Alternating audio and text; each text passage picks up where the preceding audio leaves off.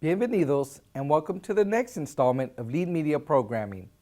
From Studio 54, campus of California State University San Bernardino, the digital media platform for inspired educators, leaders, and community activists and advocates, taking our message directly to the people, to the gente.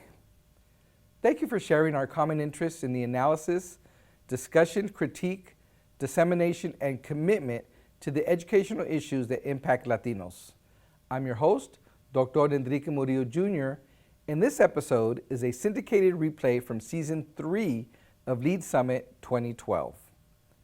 For decades, the inadequacies and shortcomings of Latino education had always been there, but a principal difference was scale. Innovation and ingenuity became our community's most valuable resources. LEAD, therefore, served and continues to serve as a primary site for innovative and productive projects in Latino education. Our impact and success are grounded on collaboration, participation, and outreach. The various LEAD networks reached agreement that there were very important issues that directly or indirectly affected institutions and the multiple communities we straddle, that required us to do the action work that is most relevant for the local context and in such a way that they can be used to inform and shape policy.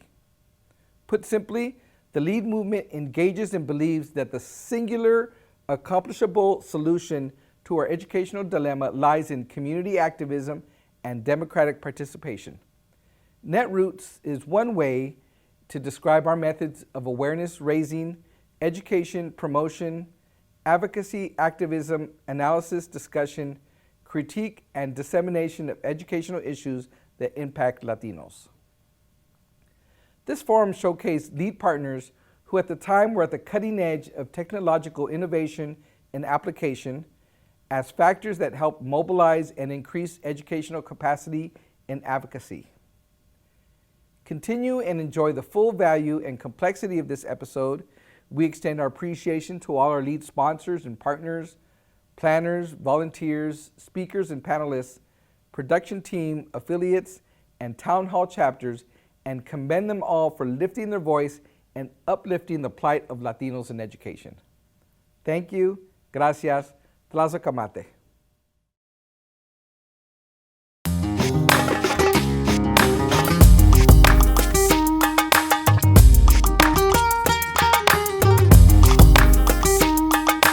Martinez, who will offer the introductions. Christy is a resource specialist for the Corona Norco Unified School District and a doctoral candidate here in the Educational Leadership Program at CSUSB. Okay, Christy, all yours. Thank you very much. Good afternoon. I just need to make sure that the podium is low enough so you can see me. Well, I hope everybody's enjoying themselves and being a part of this extraordinary educational event. I am absolutely honored to be here. As Dr. Murillo just shared, I am an educator. I've been teaching for 13 years. I am currently a special education teacher in Corona Norco Unified, and I'm also a doctoral candidate here at Cal State San Bernardino in the Educational Leadership Program. As a teacher and a student involved in educational leadership, I find myself in many ongoing discussions about making change in education. How can we lead a movement that has a positive impact on education for all students? And the panel that's sitting up here today is a part of that movement. Sitting up here, we have creators who are educators that are at the forefront of technological innovations that will impact children and adults all over the world. They have taken technology and education, combined the two, allowing access to learning in ways that we could never have imagined possible.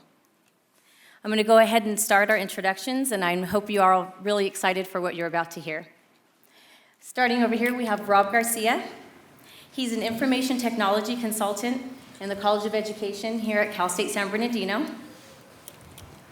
Next to him is Armando Sanchez.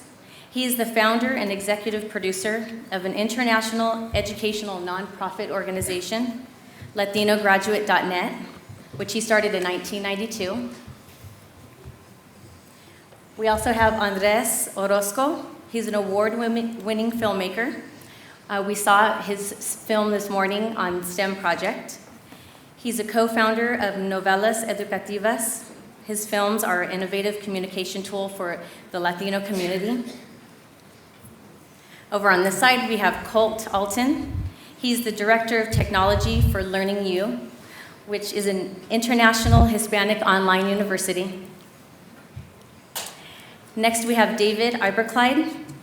He's the founder and CEO of Y Equals and the creator of Recados, which is a text messaging platform.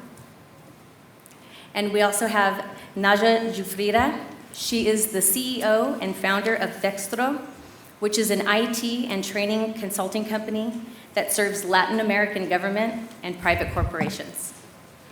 Okay, Rob, I'm going to go ahead and hand it over to you. Thank you, Christy. And we just want to get right into our presentation. So, Armando, would you take it away?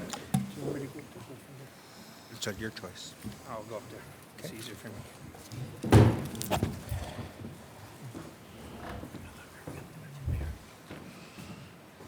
Good afternoon, ladies and gentlemen. I'd like to tell you a story, and I'm going to start. Star Wars. Could you please think of Star Wars for a little bit? And the little green guy always speaks backwards. If special ed teacher would have gotten a hold of him, he would have never been a major star. Anyway, he always talked backwards. It took me a while to learn that sentence. Yoda,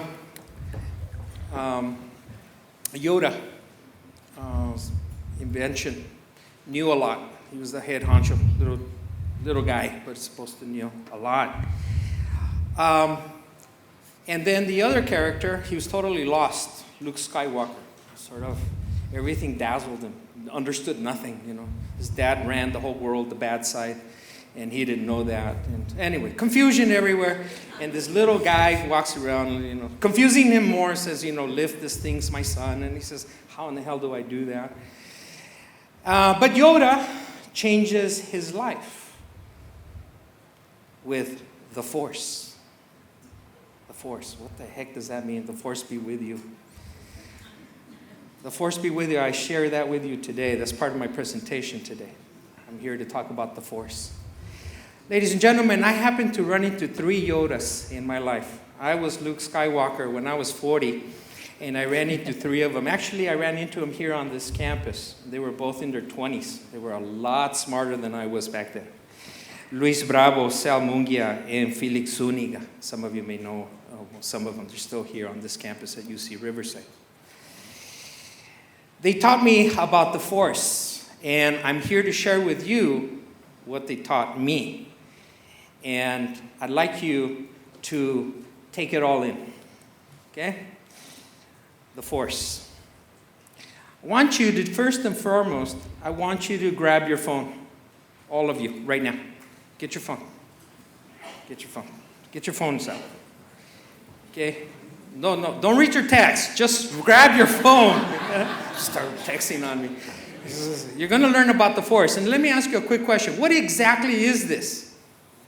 Today, what exactly is it? And if you tell me it's a phone, I say you don't understand the Force. Let me explain. Let me tell you what I see now as the Force. There are 2 studios and 1 magazine company inside this one little machine. I can right now do a television show, a radio show, and write a magazine at the same time with this. Let me go over that again. This is a television station, a radio station, and a magazine. I can work on all 3 of them and send it out by the time I'm finished talking. The magic. And I can send it around the world in the next 5 minutes. This is the Force now. There are 3 words that are associated with this Force. W, W, W. That's where the Force is. Every one of you in this room can put one of these in front of me. You can tape me, you can videotape me, and you can start sending out on Facebook, this guy doesn't know what the hell he's talking about. Or he's the smartest guy I've ever heard. I don't know. You take your choice. Because it's your writing. You're the one putting it out there around the world, ladies and gentlemen, around the world. There are rules to this game. There are responsibilities. You are not to use the force, this one, for malicious and destructive motives. You do not harm yourself or others with it. There is responsibilities. You're not allowed to do whatever you want with it. Ladies and gentlemen, right now, all of you should be having and recording me right now. You should be recording all the presentations. And after each presentation, you should be attaching to that, I think, and send it around the world. And if you're not doing that, I don't know what you're doing with the force. If you're texting, I'm eating now, get a life, people. The force is not being used very well. Okay? Use the force. Stop telling us that no one listens to me. Send it out to the world. Do it now. How come you're not taking pictures of me? You're still sitting on your force. Let's use it, ladies and there he is. There you go. There's a man. Orale. Ladies and gentlemen, you have the ability to offer us your views, your reactions, and your perspective. This phone, your phone, should be in front of my guests and famous people that are sitting in there. Sylvia Mendez is in the group. Is she here somewhere, Sylvia? Are you here in there? Should be right in front of Sylvia. You don't know who Sylvia is? Find out. You have the force in your hand. You have Dr. Murillo. You have this wonderful panelist. Interview them after they get off of here. They're standing around out there. We're looking for candy or pens to grab and put it in our pockets. Interview us. Tell the world what you're thinking. Because if you don't, people are not asking you. And you don't need to wait anymore. You have the force. You're paying for it. Allow us to understand and appreciate your thinking. Tell us about your uniqueness and creativity. And whenever you tell us what you're thinking, most people will think you're crazy anyway. But we think of that even if you don't say anything. So you might as well do it. Use the force. Go out there and work with groups, ladies and gentlemen, and educate all of us. Bring us hope. Bring hope to the community. You got the way to do things right? Tell us about it. Tell us about it. Use the force. Lead us into the 21st century. Don't cry about it that they're not taking us to the 21st century. We don't have to wait. We have the force. Ladies and gentlemen, you can interview anybody you want on the planet. Professor says, John wrote a book. Go find John, interview him. Record him, bring him back in the classroom and says, yeah, you're right. Or you know what? Where in the hell did you get your advice? I just finished interviewing him. Use the force. Do it now. Don't wait for anybody. Don't ask for permission. Do it now. Use the force. Thank you.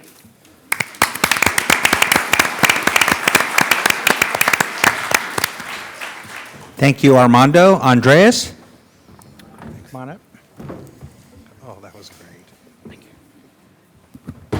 Hello, everybody. I have a PowerPoint. Garrett's going to get that up there for me. Hello, my name's Andres Orozco. I'm with Novelas Educativas, and I'm really happy to be here. So it's just an honor to be invited. On behalf of my brother Miguel and I, we're just grateful to be here. He could not be here today, but I'm sure he's with me here.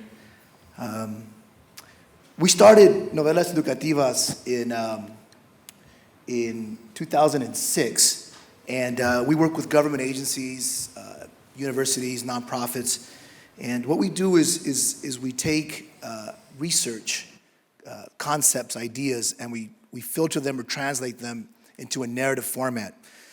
What does that mean? That means when I was in graduate school, when I would go to conferences, not like this, but scholarly research conferences where people share their papers. I'm sure a lot of you have been to them.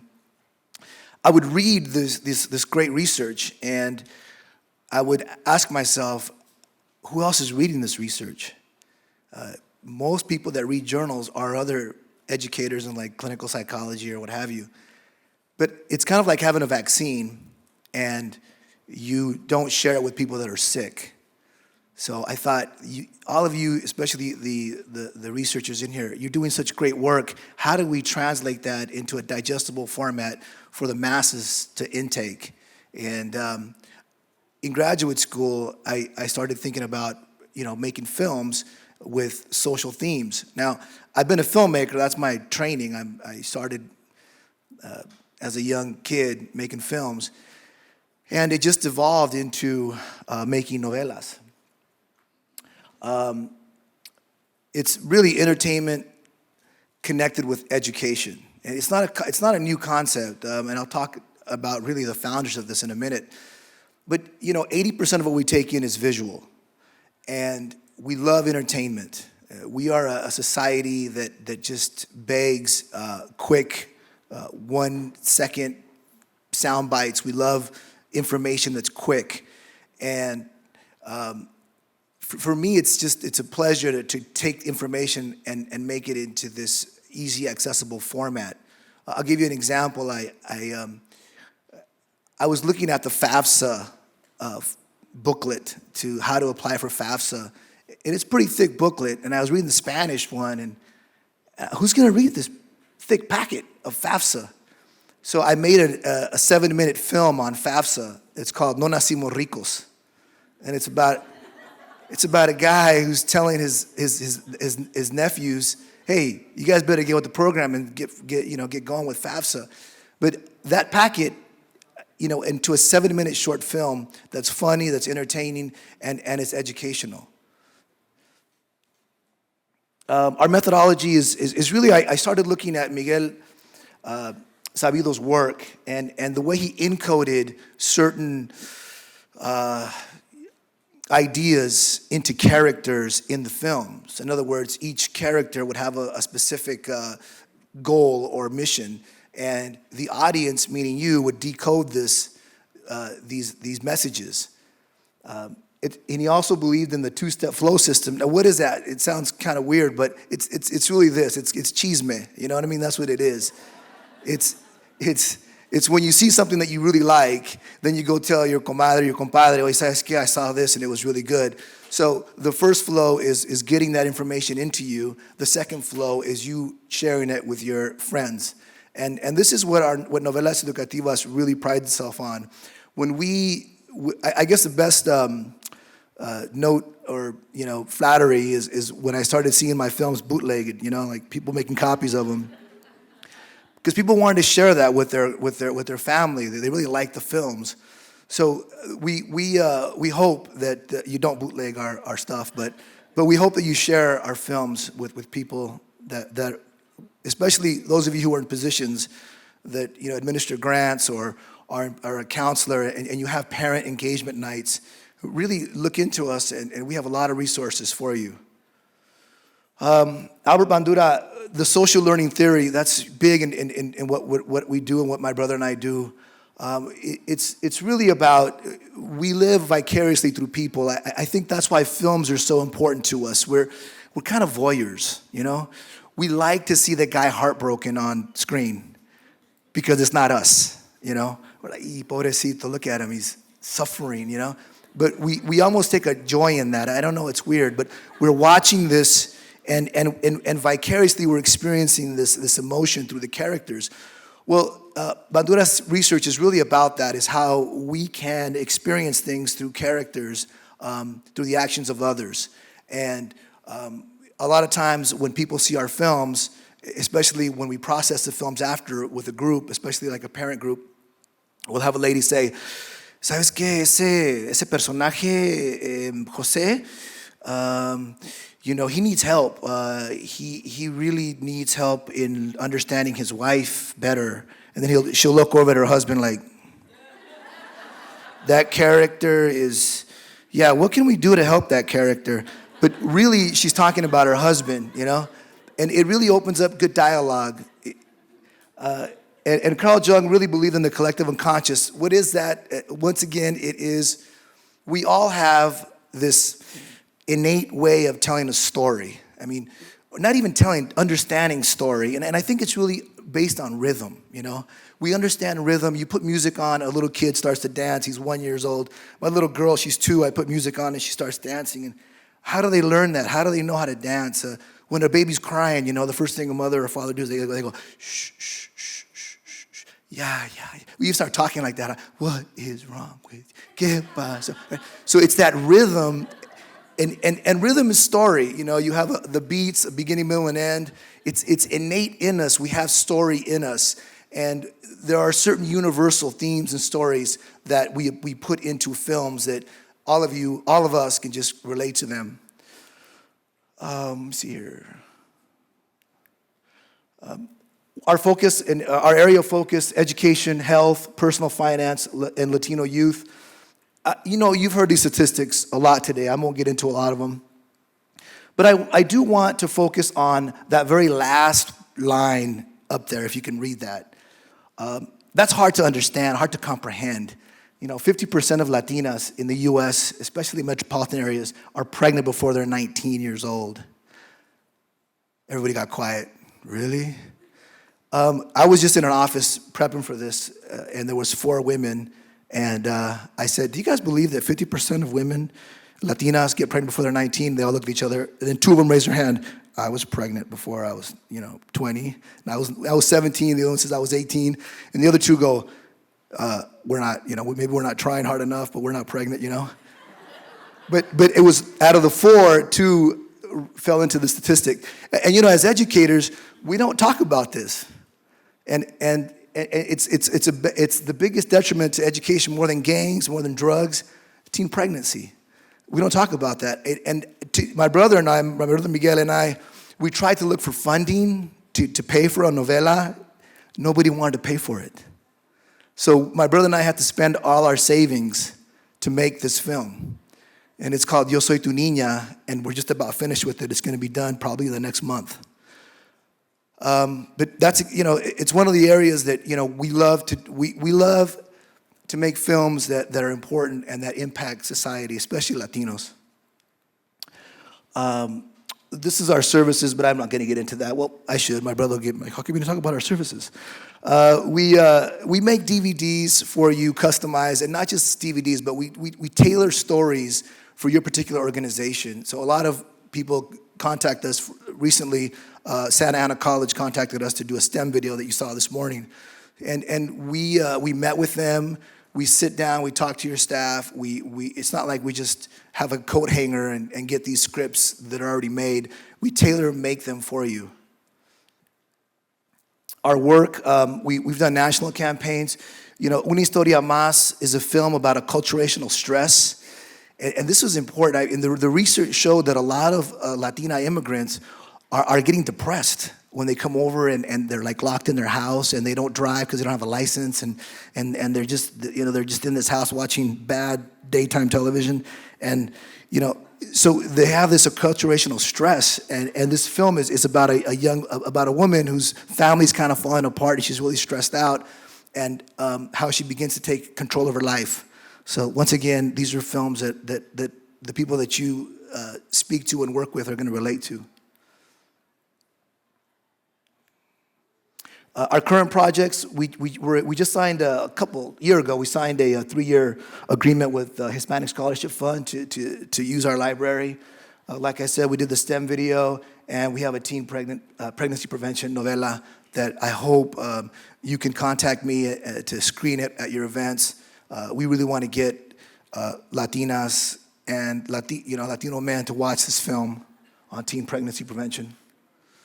We're working with CABE right now to do a series of teaching people how to navigate educational systems and in the U.S. So look for that. That's coming out real shortly. I think it's coming out probably in August.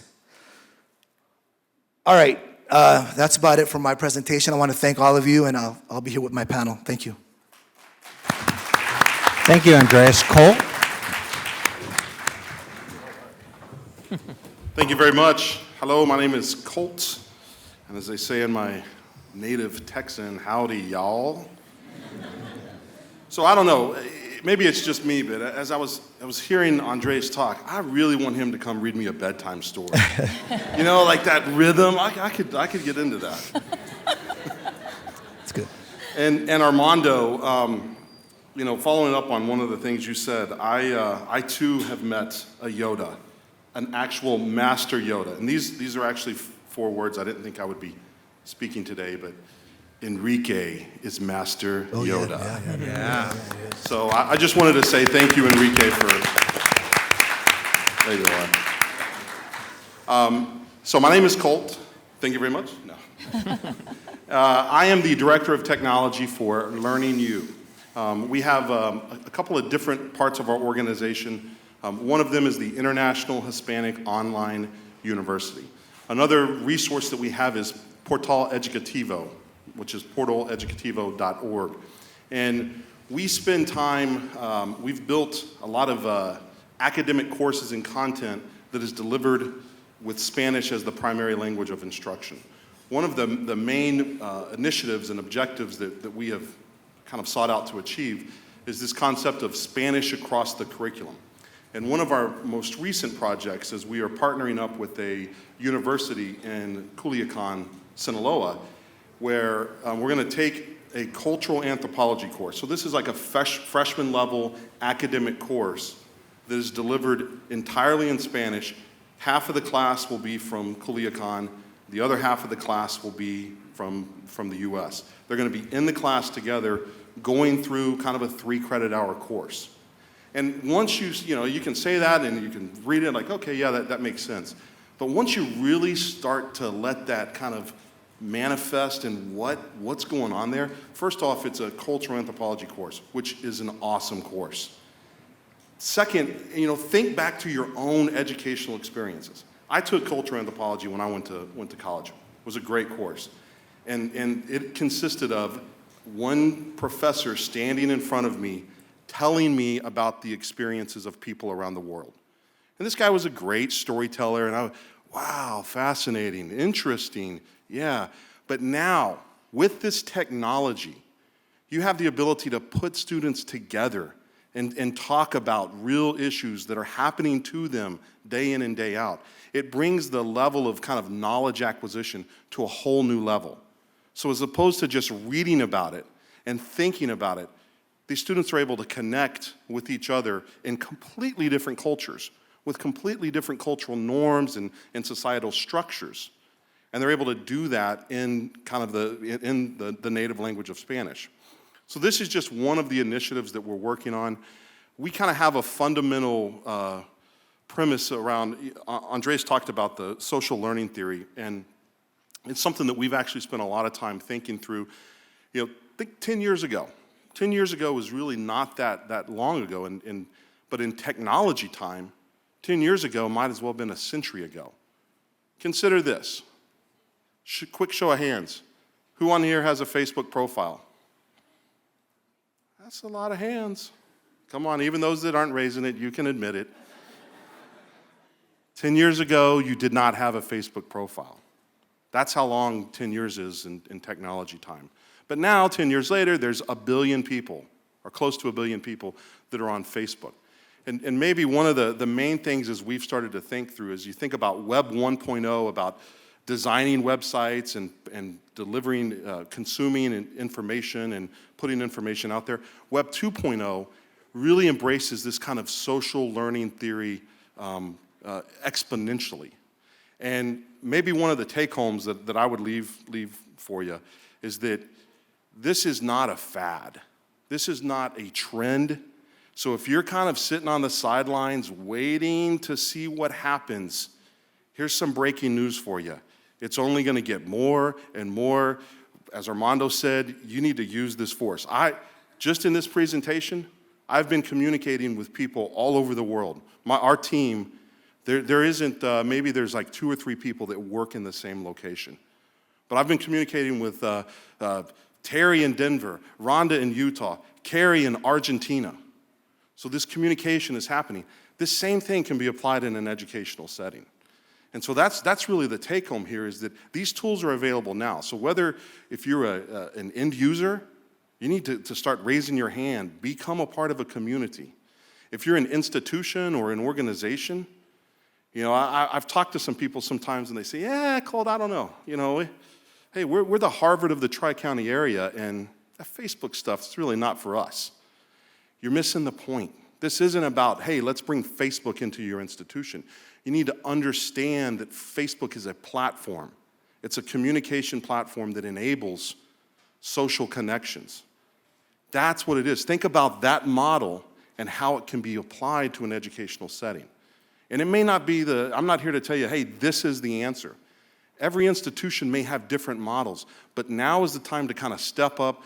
And if you look through the description on this panel, this is about activism, about using these tools and these technologies to combine the grassroots movement, some of those core tenets of grassroots with the internet and technology. So I don't have any other remarks. We'll probably take some questions. Thank you for your time, and I'll hand it over to David, who I just want to say, you have an awesome haircut.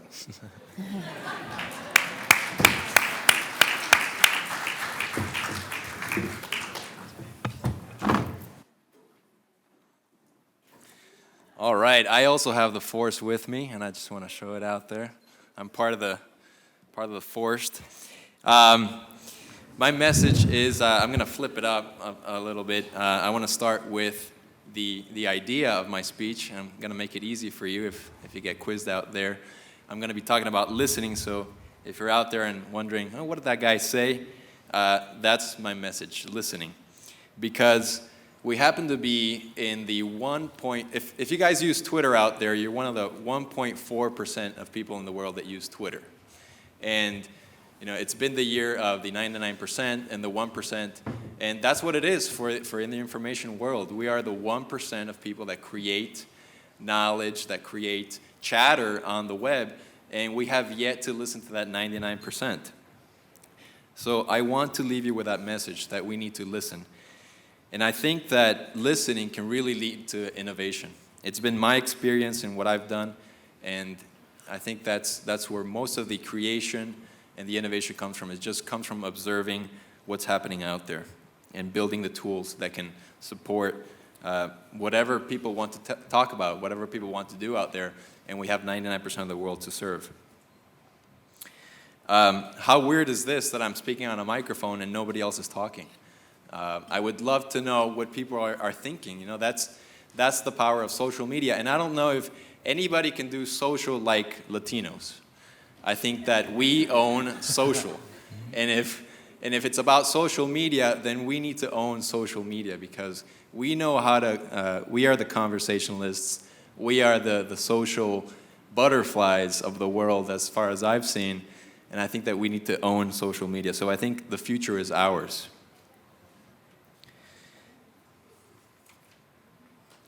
I think the potential is huge. There was a book that was published in 2008 called Here Comes Everybody by Clay Shirky. You might have come across it. And it talked about how the web is revolutionizing how people are organizing and groups are forming. And we haven't seen anything yet. I think we have, as I said, most people, only 30% of the world has access to information. Can you imagine another 3 times as many people online? So I think that listening is really the key. There's a field in engineering called biomimetics, which is basically imitating nature. And right now, engineers are getting so many ideas from just looking at nature and seeing, like, for example, how flies fly, how insects fly, and taking that and building robots that fly better than airplanes. So the power of observation of what's out there is incredible. It can really inform how we build the new tools that are going to create changes in the world. There's so much wisdom in cultures out there that we could listen to, capture, observe, and those kinds of ancient wisdom can really help us build tools that can revolutionize democracy and build better policy. So I just want to say that social media tools can help us listen to others and lead us to innovation in policy and democracy. We, the people who know how to speak social media, should create and evangelize the tools to release the minds of the 99% of the world and make it from the bottom up. This is the time. And it's like discovering America all over again, but this time we can get it right and we can listen rather than impose. Thank you very much. Thank you, David. Now, Naja.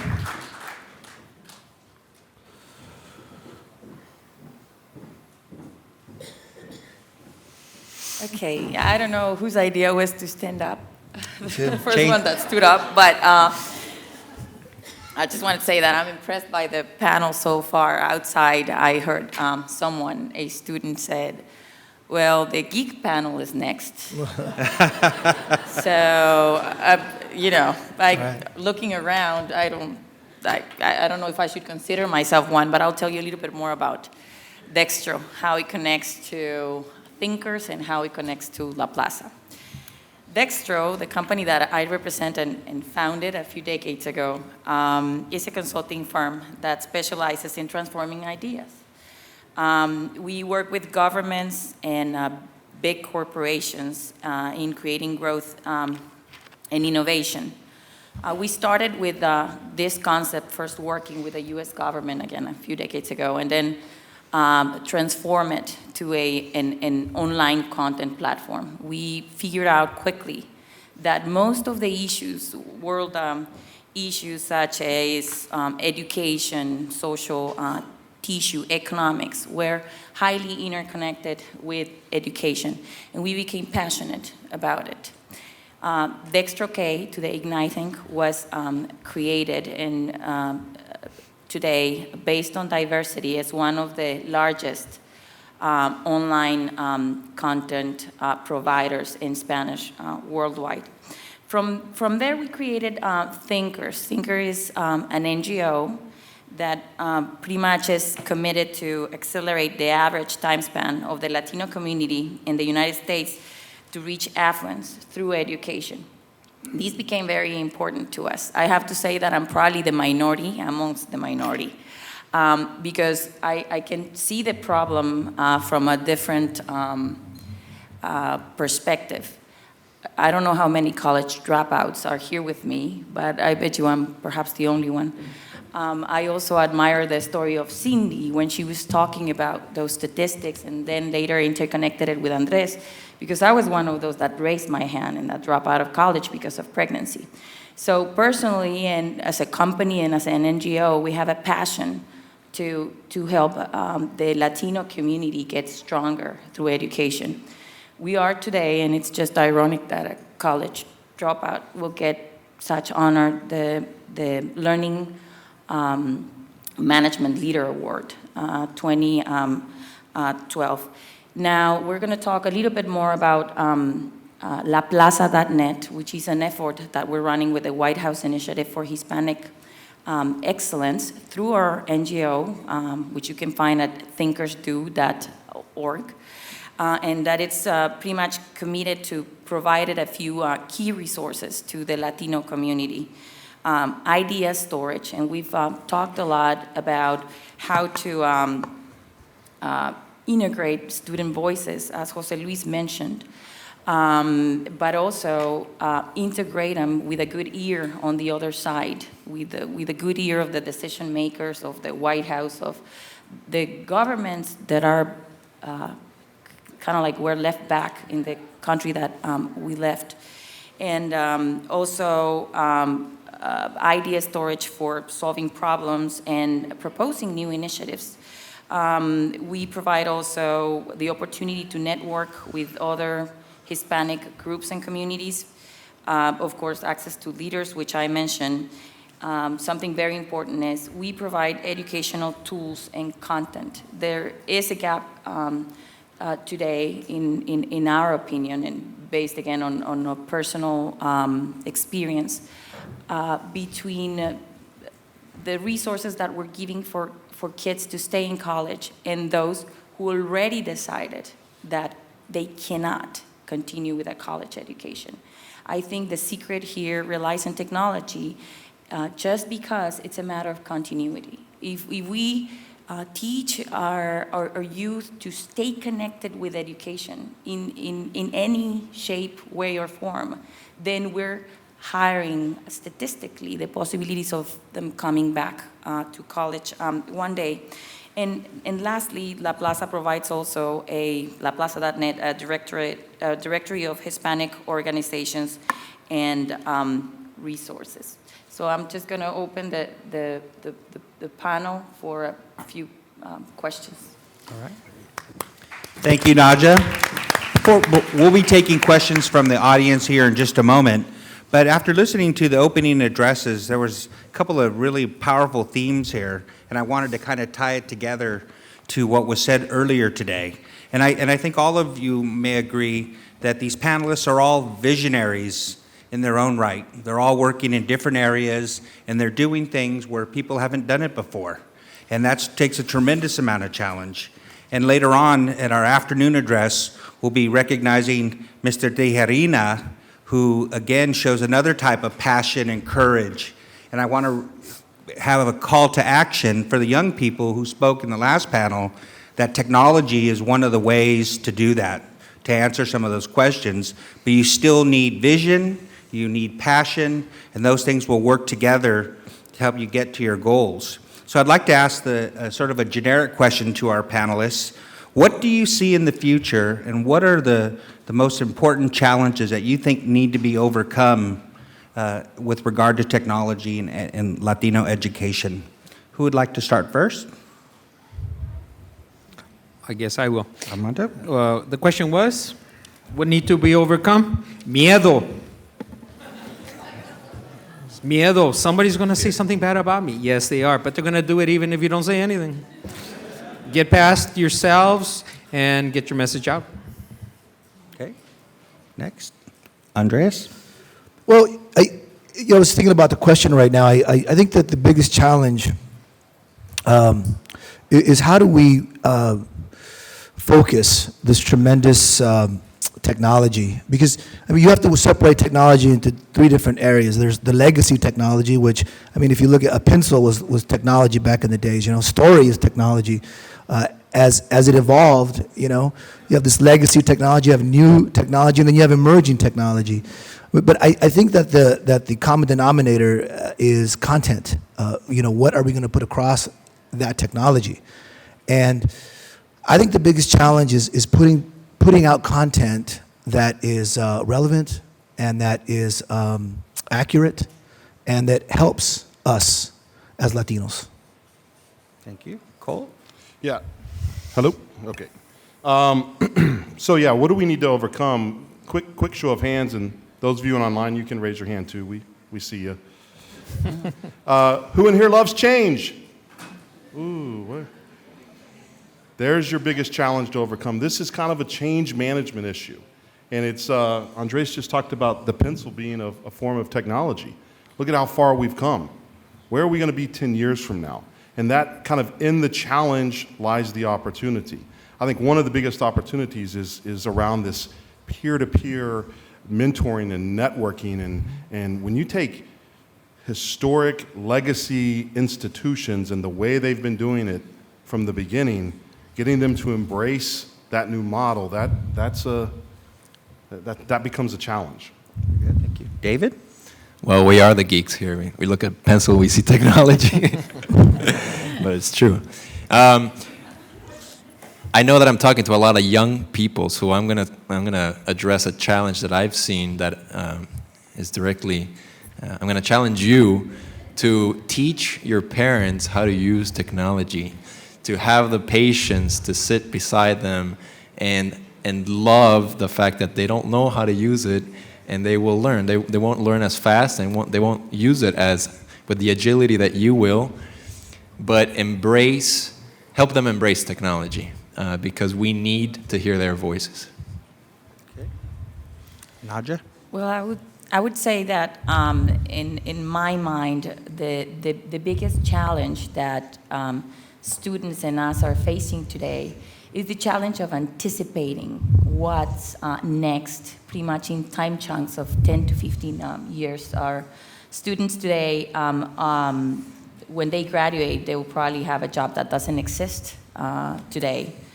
And the fast pace of technology will determine what that job is. I would like to read to you a small phrase by Josiah Bumstead. He said, "The inventor of this system deserves to be ranked amongst the best contributors to learning and science, if not the greatest benefactor of mankind."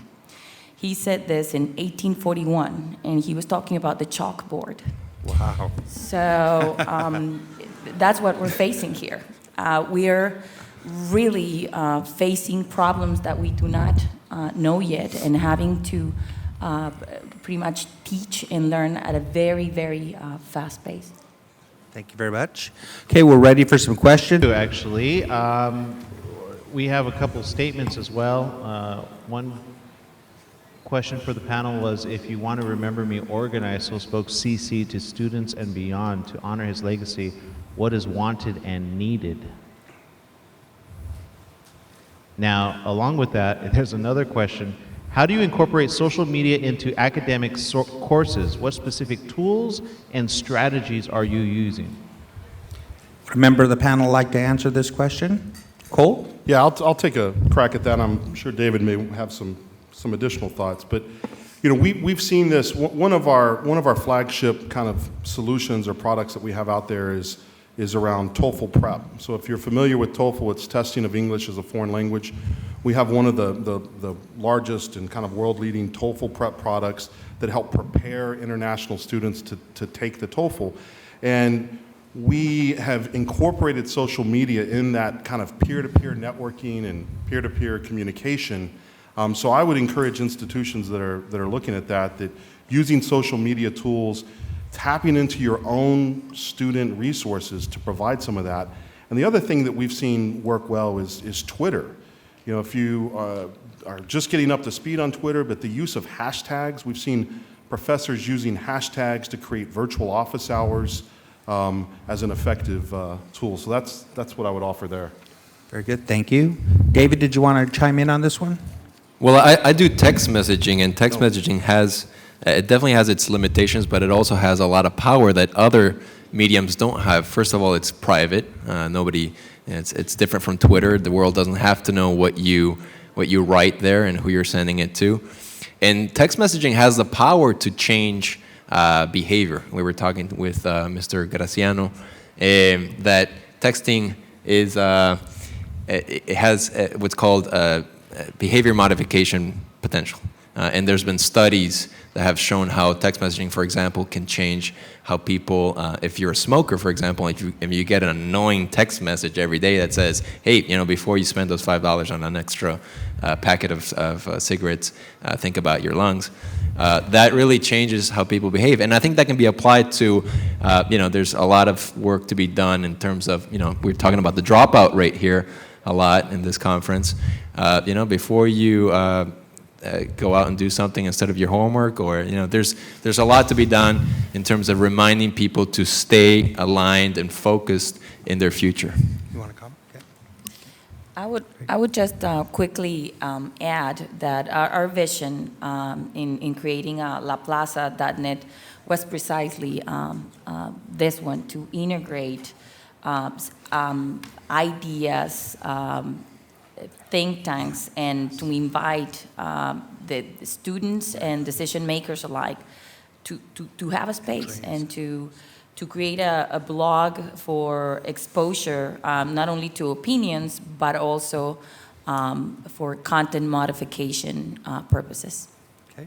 And Andreas, I wanted to chime in. Yeah, when I talked about Sabido's, that two-step communication process and how important it is for people to communicate what they see visually, especially in movies, the social networking is so important in that process, because people can talk about a film they like, film they don't like, and very quickly. Unfortunately, sometimes they use like anonymous, so you don't really know who it is, but it gives an opportunity for people to comment and very quickly spread, like David was saying, spread information on any particular topic. So that in that respect, the social media, Facebook, Twitter is really important in what we do. Great. Thank you, Andres. I'd like to go to the gentleman at the microphone. Could you state your name and your question, please? My name is Alex Blaze, and I work with the Coachella Valley Economic Partnership. My question has to do with the digital divide, and you talked about actually teaching maybe folks who are not as adept to some of the technology pieces, but the cost of getting into some of these things, some of the kinds of gadgets that have to be purchased, some of that is kind of cost prohibitive, so that's another facet of the digital divide. Have you given some thought about that? And then the other piece then too is the engagement with Twitter and texting and Facebook and all these other kinds of things. I used to work at a college and university a number of years, and we got to the point where sometimes almost too much of advertising an event almost caused people to be more unconscious about what was in front of them. I said, oh, there's something going on. It's like, yeah, we put it on our page. We put it all over the office. We put it in your mailbox. At some point, you almost have oversaturation. And we sometimes, at what point do you kind of find that maybe less is more? Or maybe more is just too much and it's still not effective? So those are the two questions I have. Thank you. Member of the panel like to address this? Nadja? I can address the first part. Definitely, again, going back to anticipation. At least from a content perspective, it's getting so much practical, efficient, and cheaper altogether to put pieces of information together. And efficient just coming from a perspective that our youth is wired different, again, scientifically wired differently. Instead of reading laterally the way my generation does, they read in flashes all over the place. And very respectfully, guys, you're YouTubeized, which means that you learn in time spans of 3 to 5 minutes with a level of ADD, which makes it more practical when it comes to technology now. Anticipating, it's good in this case because we have certain phenomena like online collaboration and crowdfunding that are going to take over very soon, this kind of concepts, and that are going to make it even more affordable. Very good, thank you. Anybody want to join in? Cole? Yeah, well, I'll take the second part of that question, and I'm glad you mentioned crowdfunding. I think that's a trend that we're going to see more and more of, and hopefully is able to help with some of the cost of access issues. But on your second point, as far as less is more, I think it really comes down to one word, and that's strategy. And what you will find is that each institution or organization or initiative, it needs a strategy. And there may not be a one-size-fits-all. It communicates the importance of sitting down, understanding what are you trying to accomplish, being able to articulate that, have mission buy-in. Did I mention change management? You did. Okay, yes, good. Can I jump in on that? Sure, go right ahead. And also that second part of that question, with all this content, I agree with Armando. I think it's important to get content out there, but at the same time, I'm seeing so many cuts in film and television departments all across the nation, the arts. The people here that are running these cameras, they have to know about the 1/3 line. They have to know how to frame. What happened to 3-point lighting? Fill, key, backlight. Those are all traditional techniques that people are forgetting about because they're just out there shooting real quickly. So I think that there needs to be a balance between quality and quantity, and that's very important. Very good. Thank you, sir. Sir, would you like to step up to the microphone? Yeah, my name is Gabriel Jones, and I'm an anthropology student at Cal State Dominguez Hills. And it was more of a comment. I just wanted to say that technology it really can improve education in terms of, I'm a McNair scholar at my school, and so I've been researching grad schools and stuff like that. And actually, I looked up one of the professors over there, and I just entered her name on YouTube just by chance. I was just trying to see if there was anything on there. And I found one of her lectures on there.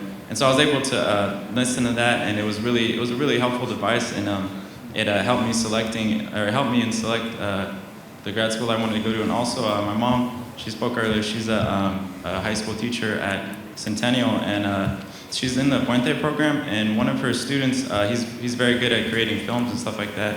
And so he actually filmed 2 of their events. And they posted it on Facebook, and it was a really helpful tool, and it helps spread the word and stuff like that. So kind of from the student perspective, I I completely agree with you guys as saying that technology is a really helpful tool. And actually, I went to the March for Higher Education up in Sacramento, like, what was it, 2 weeks ago, whatever? And, or not whatever, sorry. But anyways, so it was, and one of the activists, he told us, you know, you guys all have your phones out and stuff like that. You got to go on Facebook and on Twitter and say, you know, Jerry Brown, support our education. I believe we hashtagged support higher ed. And, you know, you just got this massive influx of social media networks and stuff like that. And I believe that's a really effective tool that can, I mean, like you said, it's the force. It could go to the good or the bad side type deal. But it's a really effective tool that I think should truly be implemented even at the lower level, like in elementary school, and all the way up until you're in you know, college and above and stuff like that. So that's all I want to say. Great, thank you. Aaron, do you have any more comments or questions? Speaking of hashtags, I think everyone in the room that has a cell phone can hashtag LEAD and ask a question. In fact, we had one that did exactly that. He said, and I quote, Ruben Moody, which I believe is in the room, feeling inspired at the LEAD conference. Hey. So if we can all tweet that as well, I think that'll help out. So that was a comment, not a question. Very good, thank you. Would you step up to the mic there? Okay. Hello, everybody. My name is Blanca Galicia. I'm a college counselor at Long Beach City College. And our most famous college major is undecided. So I would like to know what is K through 12, and also with novelas educativas and the social network media, what are we doing to educate our kids in the elementary, in the middle school, in the high school, and the parents in relationship to selecting a career? Because as you know, our careers have changed. It's not just accountants, it's not just teachers, it's not just doctors. So if we can, what are we doing, and so that when they do come to the college, they have an idea of what the word major means. Thank you. Thank you. I'd like to respond to that. There's one word that I think all counselors should get rid of, all teachers should get of. I hate the sentence. Go to school so that you can get a good job. I hate that sentence. I think the new sentence for the 21st century, it has to be, okay, go get an education so you can be a great human being and invent a new industry. It's the only answer. Work sucks. Andreas, did you want to comment on that one? Yeah, I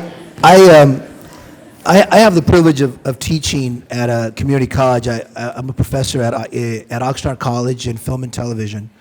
And a lot of my students have a hard time graduating. They get good grades in video and film because they love it, but they don't have the foundation, unfortunately, in math and English. So we all know math is the gatekeeper. If you can't get past math, you don't graduate, you know? So that's why STEM is so important, that we remind parents to tell their kids at a very early age that, you know, math, that's the big block in front of a lot of people to graduate from college. And believe me, I had to take, and I had so many tutors. I think what helped me is I lived with 5 guys from India in college, and they really helped me a lot in math. And I think I owe them a big thank you for helping me finish college. Great, thank you. Next question? Maria Pacheco. This thing is fine, okay. Thank you. I'm a little short. Anyway, my name is Maria Pacheco, and I'm a former Puente student, and I'm a counselor. I'm a counselor and also a psychology professor at Moreno Valley College. I'll keep it brief, just a quick question, or more than anything, an advice. I appreciate Mr. Sanchez's statement that we need to use technology wisely. I work with students, and I've seen a lot of things when they use technology, right? Facebook and social networks. So here's the question. As a student develops technological skills, how can we assist the student develop social skills so they can also become competent as adults or competent employees, or they can get along? Any recommendations will be welcome. Well, first of all, I'll go back to my statement. The word employees is a bad word. I know. No, I have the floor on this one. So, 21st, if we do our jobs right, we will be able to put everybody out to work. I can literally teach a class by myself, economics, and teach all the economics class across the United States. Give me a day and I can put everybody out of business right now. That's a reality. And as we get smarter and better, we're being able to put everybody out of work. We put robots to start doing this. We have to think that way. Making people into big, basic human beings, first thing we have to do is get rid of the damn testing of the students and let teachers teach. Yeah. Bring back civic arts. Let's talk about social issues instead of being interested on who's cheating on what test. Are we teaching the kids values of being humans? I don't think so. But we can use the technology to support you, but nothing will ever replace the teacher. We're here to support the teacher, never to replace them. That's an excellent question. Thank you. Thank you. Naja? That is an excellent question, actually. I believe, as Armando mentioned, that technology is here to pretty much complete the picture. And if I may just share a few numbers, we're all for creating job creators, but we're all very numeric also. So we can have the full picture. The computer often offers more of a personal approach to the student. In an independent survey made across the United States, university students, their average class is 115 students, and only 18% of their teachers know them by name. They complete 40% of their assignments and will read an average of 8 books a year, but will read 2,300 web pages and 1,281 Facebook profiles per semester. They will write 42 pages for class, but will write over 500 pages of email per semester. Wow. They are highly multitaskers, and they're highly digitalized. So considering that their day, in average, again, and this is statistic, is already 26.5 hours instead of the 24 that I personally have at my age, I think that we have to take full advantage of the 3 hours a day that they devote to class. We have to really use what we have, the attention span that we can count on, utilize technology as much as we can, because out of a day they spend 3 hours in a classroom, 3 hours studying, but again, they spend 3.5 hours online, 2.5 hours on music, 2 on a cell phone, and 1.5 on TV. So we have to use everything available to just go at them and kind of like try to provide content through those. Cole, go ahead. Can I just make a quick comment on this? It's an excellent question, and to me, I think that this question transcends culture. And what this starts to get to for me is just good teachers and good teaching. And institutions have to support teaching, and technology is an enabler. This social media is an enabler, and it can enable a good teacher to start to recognize different learning styles. And so a teacher can say, a good teacher can say, all right, I'm going to apply this part of teaching to this student because that's what they need. This other part of my teaching to this other student because they have a different need. That's when I think about technology and social media, that's the capability. It's not about it replacing the teachers. We need to reinforce good teaching and good teaching habits. Great, thank you. Andreas? I want to talk about you mentioned the value in these students and the young people.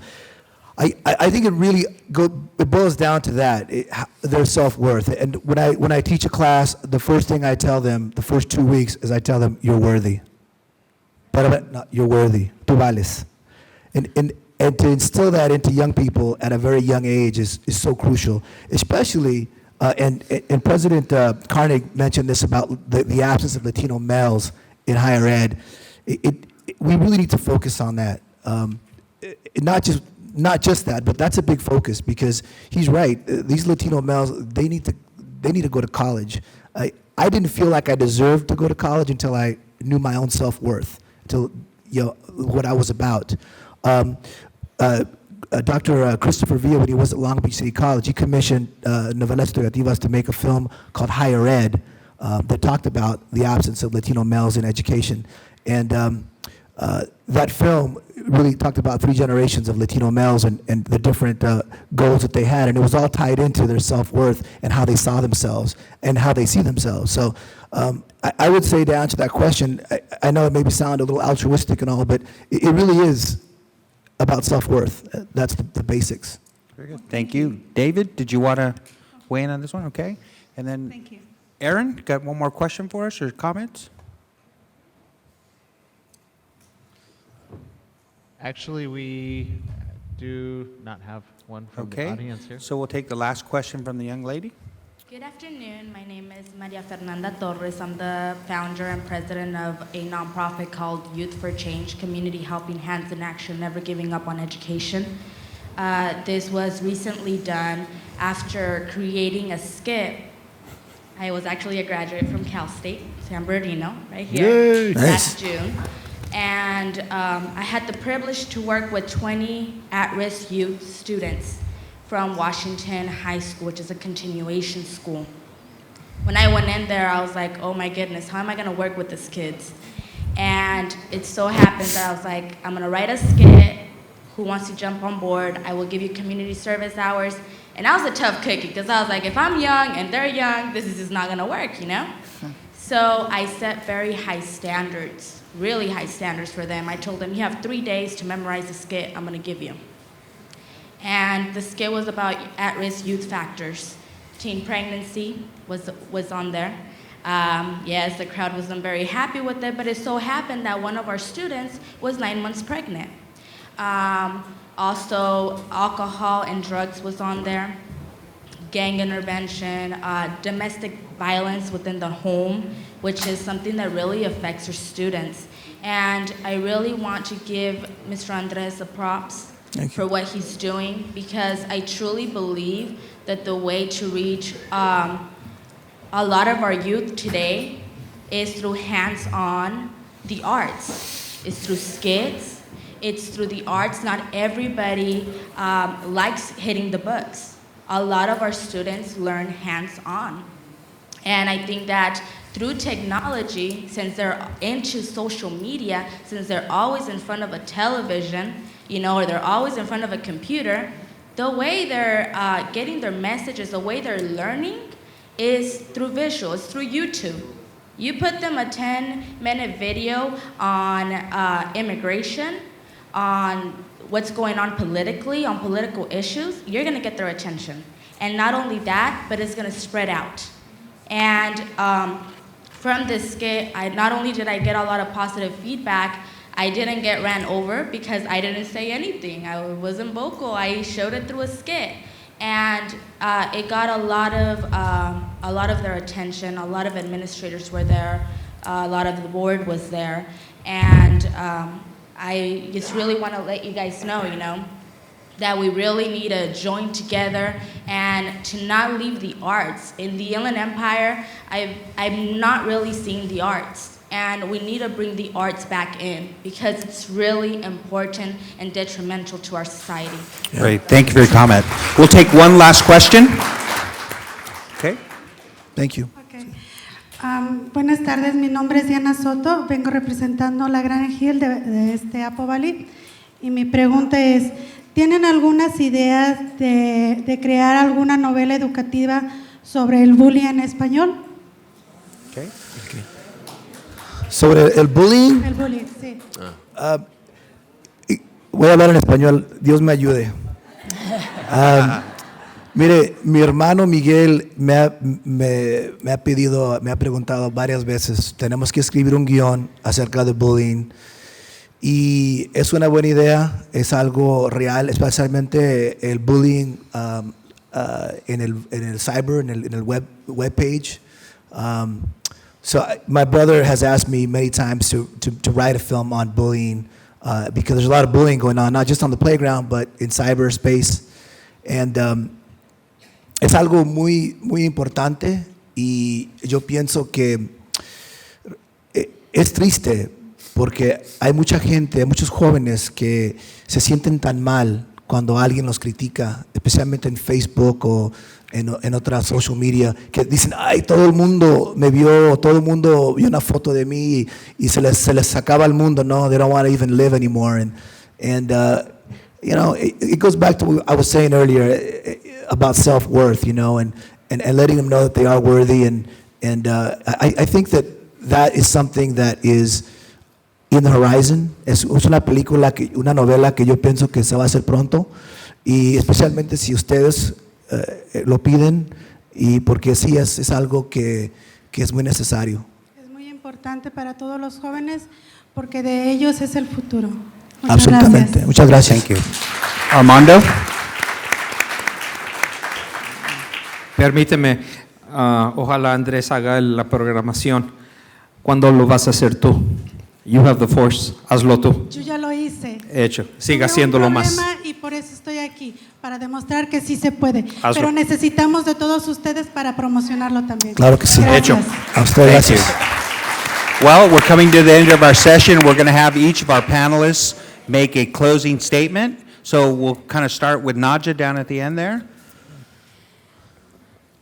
Well, I think that this was a great learning opportunity for me personally.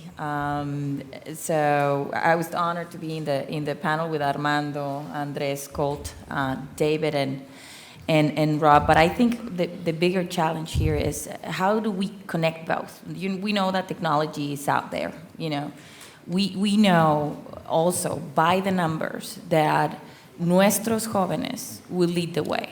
We already in the Bureau of Labor Statistics as the minority providing 74% of the growth of labor by 2019. So I think for all of you that are students, kind of like that's a big job. You will be in charge of this country's economy either tanking or thriving. And what I would like to pretty much to extend the invitation will be for us to look for ways on how to connect this, how to connect the expertise of IT gurus with teachers in perhaps developing Latino learning online communities that will give voice to students, teachers, and decision makers alike. But again, how to think in terms of innovation, not forgetting that if it's our job to make this economy thrive and stay as the number one worldwide, that powerhouses are not ranked by their level of capacity or their capacity of food making or weapons of mass destruction or anything. It is pretty much ranked based on innovation. The country, the minority, the person that takes the lead innovation-wise is pretty much the one that will determine for the good the future. So that's just an invitation. Technology is there as a connector, you know, and we can use it or miss it. Just going back to Armando's comment on the force. And what was your website again? Okay, Dextro.com, that's our consulting firm. Thinkersdo.org, it's our NGO. And laplaza.net, that's pretty much out there for all you to communicate regarding education. It has several educational free tools available and a number of scholarships, including 50% scholarship to anybody that would want it on language acquisition in 5 different languages. Thank you. David? I'm also honored and humbled to be here. Thank you, Rob and Rika, and I'm so glad to be here in the panel with all of you guys here.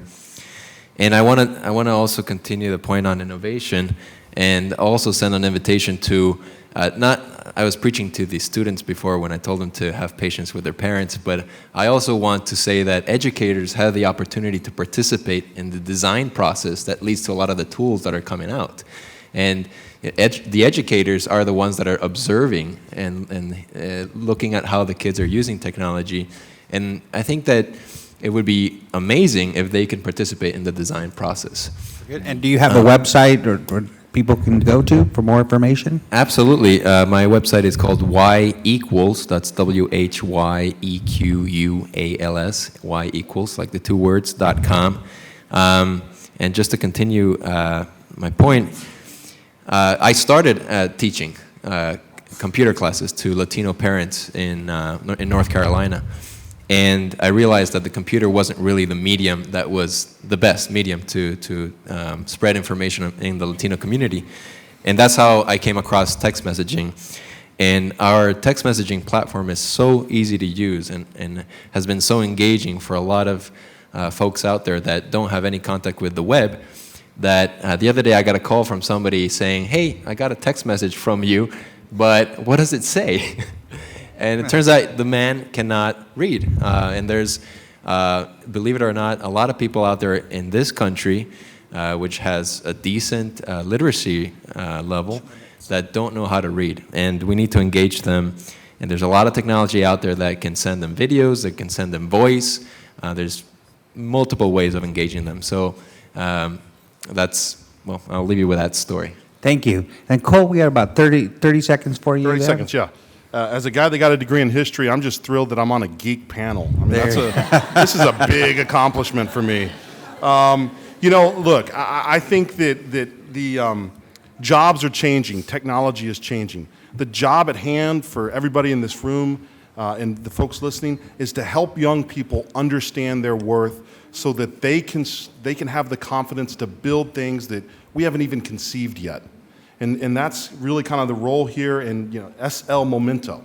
The time is now. Leave here, do something, connect with something, engage with somebody, but start. Get started. Very and good. thank you. Thank you. Andreas?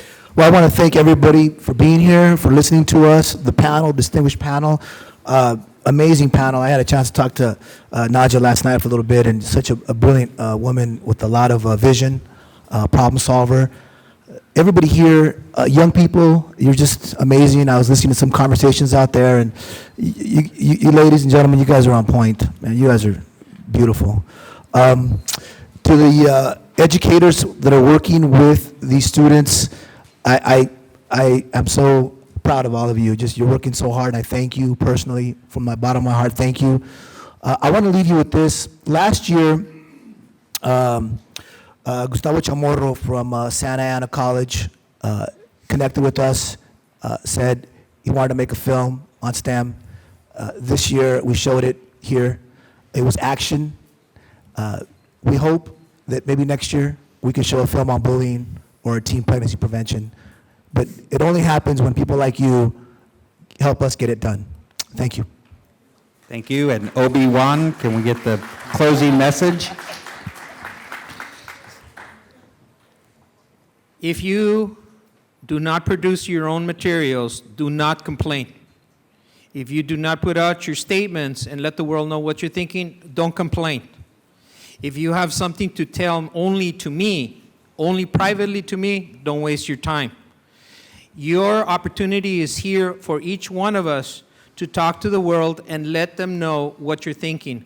The only area that the computers cannot enter, as of now, is creativity. That's the only thing you have to grab onto.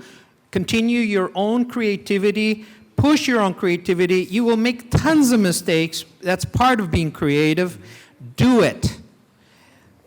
Very good. Thank you. Dolores Huerta, Cesar Chavez, excuse me, I'll close with this. Dijo, sí se puede. Now I'm sharing with you. Damn it, go do it. I want to thank our panelists, and we'll turn it over to Dr. Murillo. All right. I want to say that these are our closest partners. You know, LEAD is a network, right? We're an umbrella. We're a network, and we try to promote and help others. So we have projects going on with each one of these folks, right? For example, we have our action blog and forum and on laplaza.net, right? So we have an 11-point agenda that we started over the last 2 years, and so now you can go to laplaza.net, and we have a lead action forum and blog, so you can do that, right?